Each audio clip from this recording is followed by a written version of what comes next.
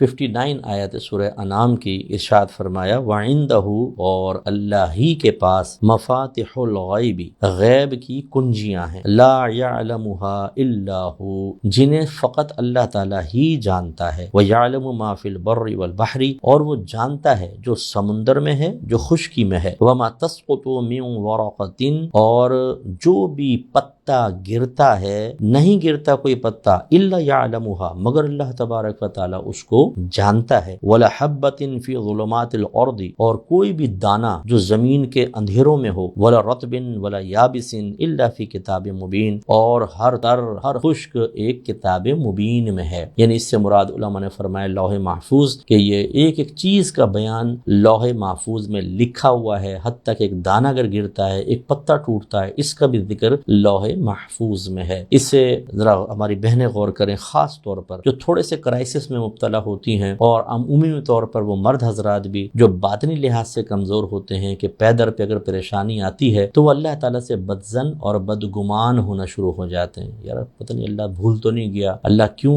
ہمارے ساتھ ایسا کر رہا ہے، کیوں میرا مسئلہ حل نہیں ہو رہا۔ پھر شیطان وسوسہ ڈالتا ہے کہ اللہ تیری نہیں سنے گا تو ایسا کر کسی عامل کے پاس چلا جا۔ یہ دیواروں پہ اشتہار لکھے ہوتے ہیں نا، یہ ہماری بہنیں ماسیوں سے پوچھتی ہیں بھئی کوئی عامل اچھا ہو تو بتاؤ، یعنی گویا کہ معاذ اللہ ثم معاذ اللہ، اللہ تعالیٰ سے تو ہم کہہ کے تھک گئے، وہاں سے کچھ نہیں ملا، اب عامل دے گا۔ سوچئے ذرا، غور و تفکر کریں، عامل کی اوقات کیا ہے، میری اوقات کیا ہے اللہ تبارک و تعالیٰ کی بارگاہ میں؟ کیا اس کی عطا کے بغیر میں یا کوئی شخص آپ کو کچھ دے سکتے ہیں؟ اس رب کا آستانہ چھوڑ کر، اس رب کی بارگاہ چھوڑ کر، اس رب کے دربار کو چھوڑ کر ہم عام مخلوق کے سامنے پہنچ جائیں، کس قدر افسوس کی بات ہے۔ دیکھیں، مخلوق کو وسیلہ بنانا ناجائز نہیں کہہ رہا ہوں، اگر اچھے بعمل لوگ ہیں، اچھا عامل ہیں، عالم سے، مفتی صاحب سے، بعمل پیر صاحب سے دعا کروانا، وظائف لینا منع نہیں ہے۔ جو میں سمجھانا چاہ رہا ہوں وہ یہ کہ اللہ سے مایوس ہو کر ادھر آ جانا کہ اللہ تو کر نہیں رہا، ادھر آ جانا۔ ارے بھائی، پھر بعض ہماری بہنوں کے دل میں خیال آتا ہے کہ شاید اللہ تعالیٰ میں بھول گیا ہے، کبھی شیطان وسوسہ ڈالتا ہے کہ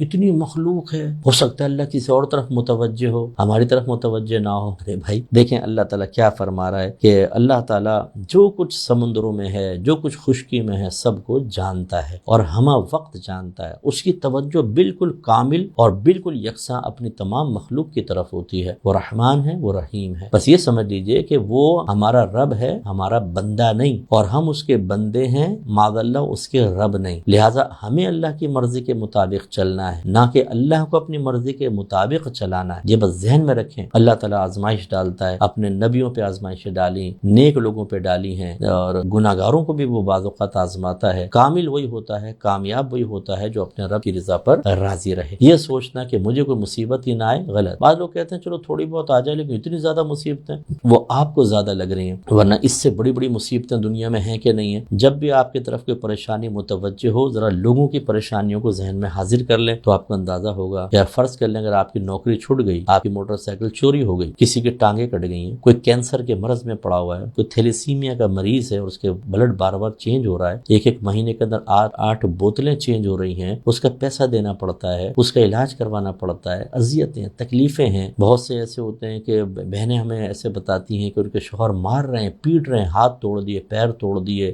دانت توڑ دیے۔ ایک خاتون کو تو ایک کزن نے مجھے بتایا، اس کی کزن سسٹر تھی، وہ اس کو لاہور سے لا رہا تھا کراچی کی طرف، شوہر نے اتنا اس کو مارا ہے کہ اس کے کان سے اور ناک سے خون جاری تھا۔ کہ تو اب جو بہنیں تھوڑی میرا شوہر دیکھیں میری بات نہیں سنتا، مجھے ٹائم نہیں دیتا، میں کہیں باہر گھمانے نہیں لے کے جاتا۔ ارے بھائی کون سی بڑی مصیبت، اس سے بڑی بڑی مصیبتیں آپ دیکھیں اللہ نے آپ کو محفوظ رکھا ہے۔ تو ہمیشہ یاد رکھیں کہ جب اللہ تعالیٰ کسی کو آزمائش میں مبتلا کرتا ہے تو یہ نہیں ہے کہ وہ غافل ہو گیا، یہ نہیں ہے کہ وہ ظالم ہے، ایسا نہیں ہے کہ اس کے خزانوں میں کچھ کمی ہے، وہ آزمائے گا، بار بار ہمیں آزمائے گا، ہمیں اس کی رضا پر راضی رہنا ہے، ہمت رکھنی ہے، کوئی شکوہ نہ بیدار ہو، شکایت بیدار نہ ہو۔ اور میں پیرنٹس جو مجھے سن رہے ہیں، میں خاص طور پہ آپ سے گزارش کرتا ہوں، دیکھیں آپ اپنے بچوں کو کیا کھلا خرچہ دے دیتے ہیں؟ بچہ مانگے 1000 5000 10,000، نو، آپ ایک مخصوص پاکٹ منی دیتے ہیں، اور کیوں نہیں دیتے زیادہ؟ بگڑ جائے گا، خراب ہو جائے گا۔ پھر آپ پابندیاں لگاتے ہیں، یہاں نہ جاؤ، وہاں نہ جاؤ، اس سے دوستی نہ کرو، اس سے دوستی نہ کرو، اتنے وقت تک گھر میں آ جاؤ، اتنی دیر باہر نہ رہو، یہ نہ دیکھو، وہ نہ دیکھو۔ یہ کرتے ہیں نہیں کرتے آپ؟ اب آپ کے بچے اگر کہیں کہ ہمارے ماں باپ تو بڑے ظالم ہیں، بڑے مطلب ہماری طرف توجہ ہی نہیں کرتے ہیں، ہر چیز پہ پابندی لگا دیتے ہیں، تو دیانتداری سے بتائیے ان کا یہ کہنا صحیح ہے یہ غلط، آپ انہیں پیار سے ہی سمجھائیں گے کہ بیٹا